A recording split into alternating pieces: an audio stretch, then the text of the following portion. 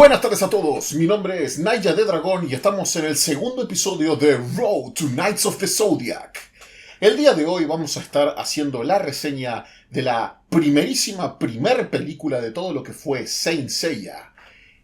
Eris, la diosa maligna, originalmente llamada Saint Seiya Gekijōban, es decir, Saint Seiya la película. Pero al reeditarse para no me acuerdo qué edición de DVDs, pasó a llamarse Yashin Erisu, que es básicamente la diosa maligna Eris. Iniciando lo que es este road, las películas de Saint Seiya no son muchas realmente, sobre todo si tenemos en cuenta que las primeras 4 son, digamos, un poco infames por ser consideradas todas muy iguales entre sí, pero es importante tener en cuenta de que, o sea, partiendo de esa base, sabiendo, digamos, todo esto, es posible encontrar entre cada una de las películas distintos aspectos que las diferencian bastante y que además pueden hacer que cada una sea una experiencia bastante diferente, como uno puede terminar apreciando el compromiso de la película en sí mismo. Y yo creo que en ese sentido la película de Eris es bastante curiosa. Yo creo que si uno tiene que hacer una retrospectiva de todo lo que son las películas de Saint Seiya, la película de Eris por lo general tiende a estar en el último puesto de las favoritas para los fans en general. No porque la consideren la peor, sino que la consideran la menos buena.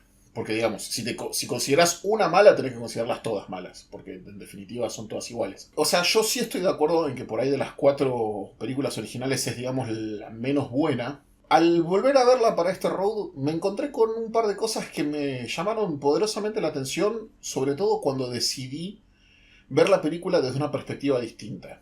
Ustedes tengan en cuenta esto. La película salió en 1987, antes de que los Caballeros de Bronce atravesaran las 12 casas. La película de Eris es una de las expresiones más puras de lo que es Saint Seiya teniendo de protagonistas a los Caballeros de Bronce. Y haciendo también un poco de retrospectiva sobre cómo ha funcionado la franquicia a lo largo de toda nuestra vida, uno tiene que tener en cuenta de que si uno tiene que hablar sobre la popularidad de Saint Seiya y los tanques de batalla de Saint Seiya, son los Caballeros Dorados. A ver, los Caballeros Dorados han claramente sentado las bases de cómo la franquicia se tiene que mover, hacia dónde tiene que apuntarse. El 95% de los materiales complementarios de la serie, ya sean spin-offs o novelas o lo que sea, giran en torno a los Caballeros Dorados. La gran mayoría de los fanáticos de la serie conocen la serie por los Caballeros Dorados. Los Caballeros Dorados, al tener la particularidad de que representan un signo zodiacal, tienen esta cosa de que cada uno tiene el suyo. Medio como cuando te elegís un inicial en Pokémon. Bueno, es una cosa parecida, solo que acá el caballero te toca, no es que lo elegís vos. Pero resulta que la película Eris tiene esta cosa peculiar de ser una expresión pura de lo que es Saint Seiya moviéndose por y para los Caballeros de Bronce. O sea, tratando de siempre destacar, digamos, el aspecto de estos personajes como los verdaderos protagonistas de la obra. Algo que los fans no suelen tener, como que a veces les cuesta un poco entender, ¿no? Porque yo me he cansado de leer como argumento principal que no, Saint Seiya debería poner de protagonistas a los Caballeros Dorados porque son los... No, los Caballeros Dorados son personajes secundarios y los protagonistas son los Caballeros de Bronce. Te guste o no, así funciona la serie. Es como que vos digas, no, a mí Dragon Ball no me gusta porque considero que el protagonista debería ser Vegeta. Y sos un boludo. Entonces, al tener, digamos, esta visión, ¿no? Esta idea de que esta es la primera película que sale antes de que los Caballeros de Bronce siquiera fueran a las 12 casas, que presenta un escenario bastante interesante viéndolo desde ese punto de vista.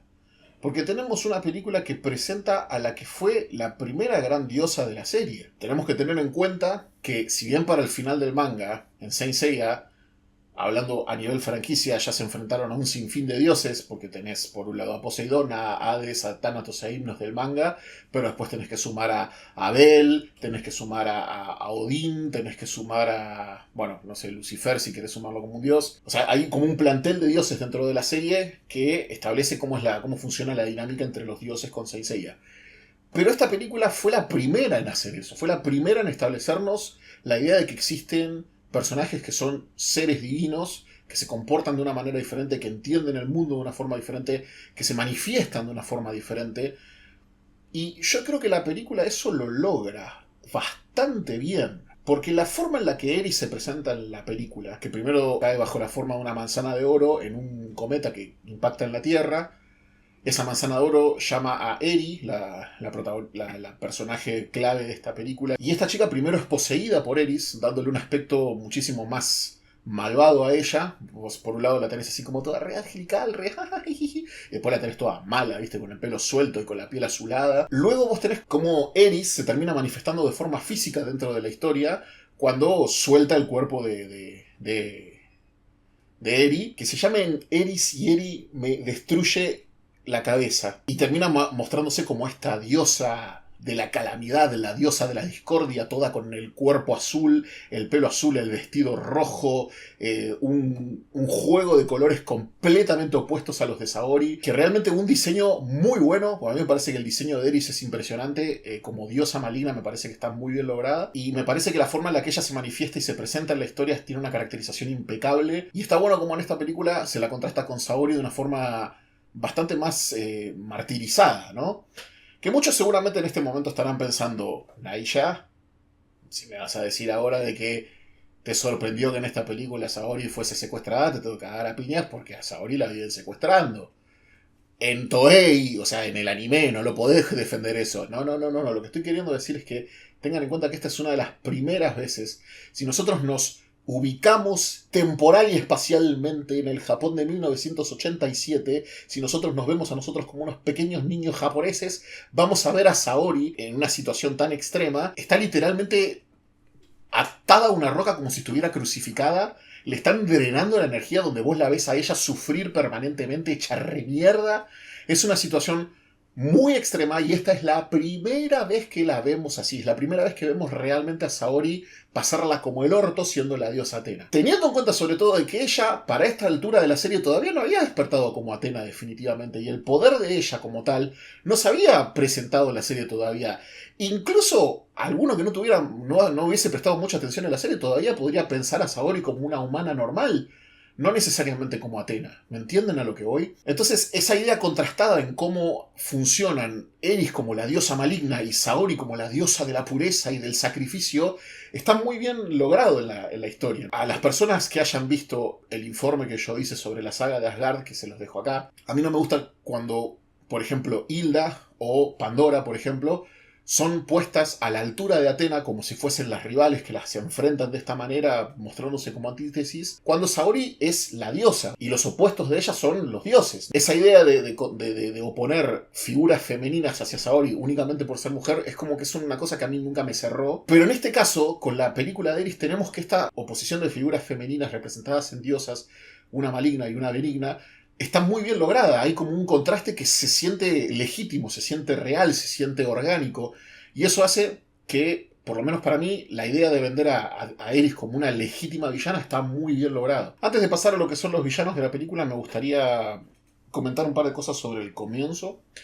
Me gusta mucho la instancia de introducción de la película donde te muestran a Sei, a Hyoga y a Jun yendo a visitar a los huérfanos. No sé si ustedes, o sea, esto yo lo había comentado en su momento, pero vieron que Hyoga siempre tiene como una injerencia especial en las tramas de las películas. En este caso, la injerencia especial de él es que él es el interés romántico de la que va a terminar siendo la villana de la película, que es Eris. Y no es una conjetura mía, literalmente en la película, en un momento cuando Eri aparece con el cuerpo poseído por Eris, esta le pregunta a Hyoga, ¿vos sos Hyoga, aquella que ocupa el corazón de Eri? Mirá que con el tema de los romances en Saint Seiya a veces son muy cuidadosos de no terminar de confirmar nunca nada, pero en esta película te lo confirman ni más ni menos. Al menos de parte de ella, de parte de Hyoga todos sabemos de que no, de que Hyoga tiene otros intereses. Me gusta también la parte en la que, tipo, cuando Eris y Akira están a punto de ser arrollados por el auto, sale Hyoga tirando una sandía. ¿Una sandía? Para frenar el auto. Y siempre me dio mucha gracia como la secuencia es Hyoga sosteniendo el auto, chabón con una sola mano, así todo re poronga con las dos sandías en la otra mano. Y vos ves que el auto está haciendo que vos decís, flaco, apagá el motor, hijo de puta. Casi atropellas a dos pendejos, te están sosteniendo el auto con una mano, un chabón rubio superpoderoso. Soltá el acelerador, hermano, apagá el auto, hace algo. ¿Qué estás intentando? No hubiese sido un accidente. Me gusta también la instancia en la que están los huerfanitos preguntándoles a Sei, a Jun y a Hyoga, viste que hay un juego interesante sobre cómo O sea, si uno le presta un poco de atención a esa escena, puede ver cómo las popularidades de cada uno de los personajes están establecidas a través de la dinámica que tiene cada uno de los personajes con los nenitos. Hyoga se presenta como un personaje bastante cool, viste, que es muy canchero, o sea, sonrojando a todas las señoritas.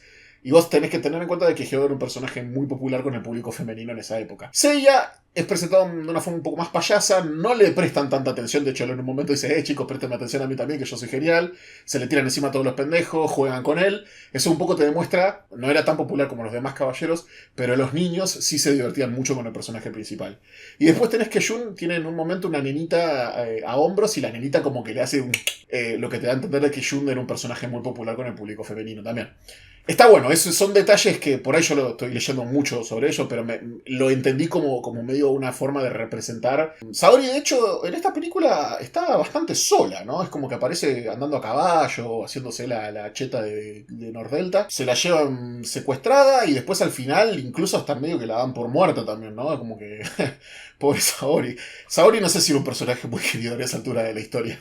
Después sí, pero en ese momento, sobre todo si mirabas en anime, que el anime pobrecita no le hacía nada de justicia. Después llega lo que es el desafío de parte de Eris hacia los Caballeros de Bronce. Y ahí tenemos lo que es el gran enfrentamiento entre los Caballeros de Bronce y los Caballeros Fantasmas. Los Caballeros Fantasmas, de hecho, fueron santos resucitados que fueron falleciendo a lo largo de la historia. Y bueno, justamente ellos argumentan de que el infierno era un lugar tan terrible en donde estar que ellos aceptan la oferta de Eris de resucitar como fantasmas para poder, seguirla a ella como diosa y poder gozar de una vida nueva de vuelta. Pero bueno, después cuando tenemos el enfrentamiento con los caballeros fantasmas, tenemos combates que yo creo que están un poco desnivelados. En el sentido de que hay combates que son muy buenos, otros que son medio una garompa, y después tenemos uno de los mejores combates de todo Saint Seiya, que ya lo voy a comentar. Pero sí quiero remarcar una cosa antes de pasar a este punto. Tanto los diseños de los Caballeros Fantasmas como lo que son el arte gráfico de esta película son maravillosos. Maravillosos. Las armaduras de los Caballeros Fantasmas me parecen espectaculares. Las 5 me están buenísimas. Los diseños con los juegos de colores de cada uno de los personajes me parece que están re bien logrados. Todo lo que es la animación y el arte gráfico de la película a lo largo de toda la película es precioso. Tiene incluso hasta micro errores de cómo se usaba el celuloide en ese entonces. Hay hasta imágenes que aparecen reflejadas que uno dice, esto es una re desprolijidad, y lo es, pero no deja de ser algo que a mí como fanático de la animación me cautiva ver. Es increíble cómo el estilo de Araki y Himeno hace brillar a Saint Seiya de esta manera, es tremendo. Y es una locura, pero encima las películas lo que tienen es la peculiaridad de que está todo hecho por Araki Himeno, por Araki Pro, y está todo animado como lo animarían ellos normalmente. Entonces, las películas son un subidón de calidad de animación enorme en comparación con la serie, y por lo menos solo en ese apartado son un espectáculo para ver. Ahora sí, tenemos el primer enfrentamiento, que es Seiya contra Maya de Sagitta, ¿no? O sea, en contexto la pelea no es muy diferente a lo que es la pelea de Seiya contra el Pegaso Negro. Pero la forma en la que está presentada y la forma en la que Seiya queda como el más poronga del barrio, lo caga a palos a Maya. Es alucinante. Lo pone de una manera que vos te quedás como diciendo, chabón. Encima, o sea, Maya tipo, no es que lo pone y listo. No, Maya le ofrece, pelea, qué sé yo, están tipo pa. Y Seiya como que en un momento le dice, ¿sabes qué? Me chupaste la pija, y lo pone hermoso. Después tenemos, no me acuerdo en qué orden iban, pero creo que venía la pelea de Shiryu contra Jan del Escudo. Jan del Escudo es un personaje que tiene un diseño que me gusta, porque primero que tiene una armadura roja, y las armaduras rojas no abundan en Saint Seiya, aunque en esta película justo tenemos 2.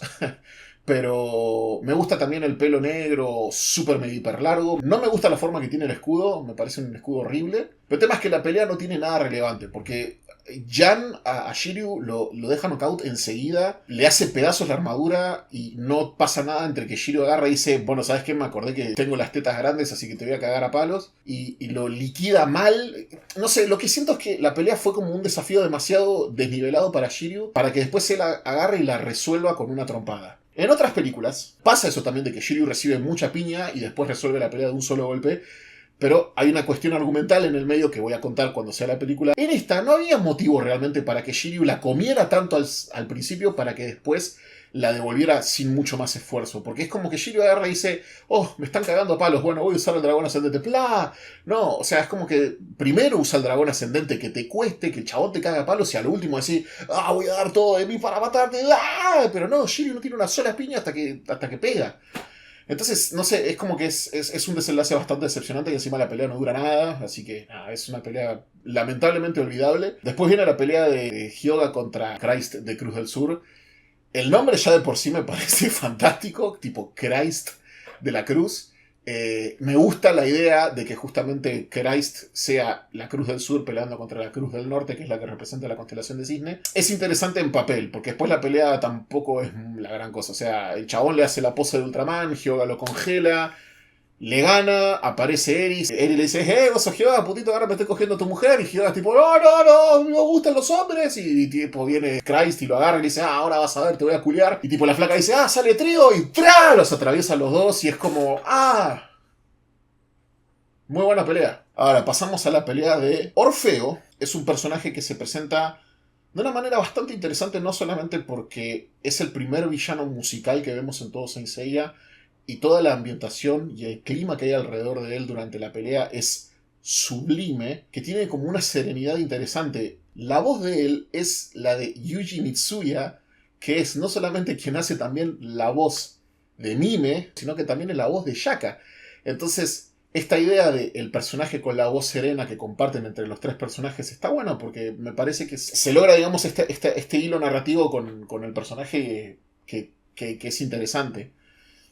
Pero bueno, acá lamentablemente este es el comienzo en donde uno de los peores tropos de toda la historia de Saint Seiya va a empezar, que es el tema de Shun no haciendo una verga e Ikki salvándolo. Shun no puede ni atacarlo a Orpheus, o sea, tipo literalmente no hace nada contra él. Orpheus lo liquida de manera automática. De repente aparece Ikki. Ikki le dice, te voy a hacer cagar para adentro. La ilusión demoníaca. Orfeo dice, tu ilusión demoníaca me la paso por los huevos. Entonces Ikki dice, bueno, sí, igual la ilusión demoníaca era para que yo te cagara palos con esto. Le hace la sala del Fénix y Orfeo la come. La secuencia está animada de una forma maravillosa. Y vos lo ves a Orfeo que está con la cara así, y el puntito en la frente y el pelo de él volando así como en cámara lenta. Esa toma me parece muy buena. Nos muestran a un Orfeo mitológico, aunque solo nos dicen eso, no hacen absolutamente nada con ese dato. Pero sí debo decir de que dentro de las ilusiones que Ikki ha hecho a lo largo de toda la franquicia, esta debe ser una de las más flojas. Porque vos ves a Orfeo tocando así, viste, sí, todo retrolo, y de repente se prende fuego todo, y él aparece hecho huesos, pero no es que lo ves a él prenderse fuego. Pasa de verse Orfeo, verse el escenario prendido a fuego, verse Orfeo hecho esqueleto. Me encanta mal el diseño de Orfeo, pero zarpado. Creo que es uno de mis diseños favoritos de todo el anime clásico, a ese nivel. Pero bueno, nada, qué sé yo, es un personaje que es muy memorable por el tema de todo este gimmick musical, pero así como es de memorable en eso, es totalmente olvidable con todo lo demás. Pero después llegamos a lo que es el combate final de la película. ¡Oh! Boy. Dios santo, me guarde y me libre. Tenemos uno de los villanos más grosos y más copados de las películas, definitivamente. Hace su aparición el señor Jagger de fucking Orión. Se le aparece ya todo convaleciente porque, bueno, está envenenado. Pero la pelea que tiene Jagger contra Ikki, muchachos, un intercambio a lo Brawl, dándose piñas, patadas, agarrándose, estrolándose contra una columna, saltando en el brazo del otro, pegándose una patada mientras se pegaba una piña. Una cosa de loco. Aparte es genial porque Jagger en japonés tiene la voz de Yumi Tsushima, que es también la voz de Misty de Lagarto, de Sire Mizar, de Loki, pero en latino tiene la voz de Sergio Gutiérrez Coto, que es un actor que a mí me encanta. Entonces vos lo tenés a él haciendo, viste, el tipo del choque megatómico de meteoros y todo re grosso. Es alucinante, gente. Jagger es... O sea, lo que tienen las películas que son producidas por Toei Animation para franquicias de la Shonen Jump de esa época, como pasaba mucho con las películas de Dragon Ball, los villanos no necesitan tener un backstory o un trasfondo muy importante, mientras que la caracterización de ellos los haga muy carismáticos. Justamente a lo largo de esta película tuvimos personajes que no fueron muy carismáticos, que digamos, salvando por ahí un poco a Orfeo, y tal vez un poco a Christ, porque la voz de Christ la hace Ryusei Nakao, que es la voz de Freezer o bueno, Isaac de Kraken en Saint Seiya. Pero Jagger es buenísimo, es una versión dark de Ikki, que tiene una armadura re fachera, el chabón es imparable, es un peleador formidable, es muy genial y tiene unos ataques con unos nombres buenísimos. Y no sé, toda la secuencia de combate con Ikki me parece fantástica. Entonces, me parece que justamente ese es uno de los puntos más importantes que uno tiene que tener a la hora de hacer estas películas. Porque cuando tus personajes son así de carismáticos, se vuelven memorables. Si tu personaje es memorable, ya está, ganaste, ¿me entendés? O sea, porque tu personaje va a ser genial y no importa qué. Y el tema de ser memorable es algo que con las películas va a importar mucho, porque eso después lo vamos a poder ver a lo largo de este recorrido que vamos a tener. Lo que termina sucediendo es que ante la situación en la que todos fueron derrotados, Athena está a punto de morir, Eris ya recuperó su cuerpo por completo, Seiya se está cagando muriendo, él empieza a escuchar las voces de todos sus compañeros que le dan el cosmos, ocurre una escena muy, muy bien dirigida de cómo aparece la armadura de Sagitario y se posa en el cuerpo de Seiya, con una secuencia muy linda donde vos ves a todos los caballeros de bronce mirando al cielo, con la luz dorada reflejándose la cara de ellos, con ellos sonriendo, una forma muy hermosa de simbolizar la esperanza, que justamente la determinación, la esperanza es el mensaje de la película. Seiya se pone la armadura, lo hace garcha a Jagger, le hace unos meteoros de Pegaso a la velocidad de la luz que lo destrozan, y nada, finalmente le termina clavando un flechazo a Eris, destruyendo la manzana de oro. Eso termina provocando que se destruya el templo de Eris. O sea, no llegamos a ver lo que le sucede a los caballeros salvando a Seiya y a Ikki, que ellos los vemos escaparse del templo en ruinas. Pero con los demás personajes no sabemos lo que pasó. Y de hecho ellos en un momento los dan por muertos. Pero de vuelta, los dan por muertos bajo esta idea de que ellos todavía no sabían que Saori era legítimamente Athena dentro de la historia. Entonces, ellos como que no terminan de entender que fue Athena quien se murió, ¿me entiendes? Se murió Saori. Entonces, vos ves a Seiya sacándose el casco, así todo re mal, qué sé yo, qué sé cuánto, y de repente aparece y dice, chicos, estamos todo bien, vamos, fiesta. Y nada, termina la película, ¿viste? Pero yo creo que es importante remarcar cómo la película de Eris estableció como una dinámica interesante dentro de lo que es la franquicia de Saint Seiya. Estableció por ahí muchos de los tropos más infames que va a tener la serie a lo largo de los años. Pero tenemos que tener en cuenta que esta fue la primera vez que vimos todo eso. Fue la primera vez que vimos a Seiya vestir la armadura dorada de una manera tan hermosa, a Seiya salvando todo de un flechazo. La primera vez que vimos a una diosa en acción, un verdadero combate entre dioses. Yo creo que uno más disfruta esta película cuanto más en cuenta tiene que esto fue una de las primeras veces que se hizo. La película de Eris fue la que empezó todo lo demás. Y además está bueno, es interesante también tener en cuenta que, por ejemplo, esta fue una película en donde Kurumada participó de forma muy activa. O sea, no solamente se limitó a ayudar con el guión, Kurumada participó de una forma muy activa con esta película. Le aportó el diseño de los villanos principales, también la idea de que Maya tenía que pelear contra Seiya. Le tomó como 3 meses diseñar a los personajes para que quedaran bien. Un sinfín de ideas de la película que fueron reutilizadas no solamente en material complementario, sino en el propio manga clásico. Orpheus, por ejemplo, fue un personaje que fue literalmente, lo canonizaron, ni más ni menos, ni siquiera con un cambio de nombre. Bueno, tal vez sí, le cambiaron el nombre de Orpheus a Orfe, que es la versión en francés, pero originalmente Orpheus se iba a llamar Orfe. Le terminaron poniendo Orpheus por una cuestión de que sonaba mejor para Toei Animation. Por ejemplo, bueno, el tema de Maya como el caballero de Sagitta también debutó de forma clásica en el manga con un cambio de nombre y un cambio de look. O sea, la película también ayudó a darle otro valor a cómo uno aprecia después la historia en el manga, porque también este escenario de Seiya derrotando a un dios de un flechazo también lo veríamos en el manga, sin embargo, de una forma completamente subversiva. Entonces, está bueno tener en cuenta, digamos, cómo sencilla idea de hacer una película de Saint Seiya terminó impactando de una forma tan significativa en lo que fue la franquicia a posterior. Pero eso no quita que haya ideas que se podrían haber ejecutado mejor.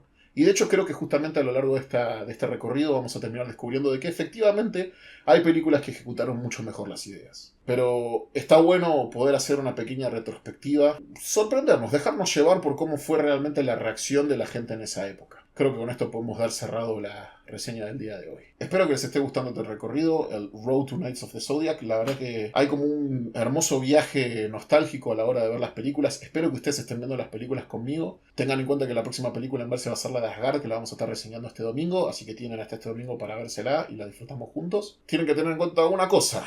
El próximo jueves 6 de abril es mi cumpleaños, así que vamos a hacer un streaming en mi canal para que nada, podamos festejar un rato juntos. Seguramente lo vamos a estar haciendo aproximadamente desde las 4 de la tarde hasta las 7 más o menos, sí, una cosa así de 4 a 7 horario Argentina. Así que nada, los espero en el streaming para que podamos compartir un momento juntos. Que sus deseos brillen como constelaciones en el cielo y que este sea azul por siempre, gente. Soy Naya de Dragón y nos vemos en el próximo episodio de Road to Knights of the Zodiac.